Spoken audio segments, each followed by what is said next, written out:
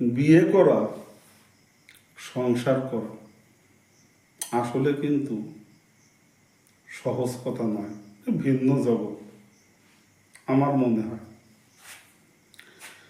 নাম বলবো না, এক বিজ্ঞানী ছিলেন, তিনি অনেক জ্ঞানী ছিলেন, বিজ্ঞান তো তিনি জানতেন।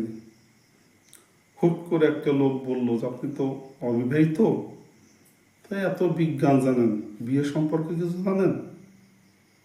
তা বলে যে না তো। দেখেন, তো ওই বিজ্ঞানী ছিলেন অবিবাহিত, তো উনি সব জানেন, বিজ্ঞান জানেন, বিয়ে জিনিসটা জানবেন না তা তো হয় না।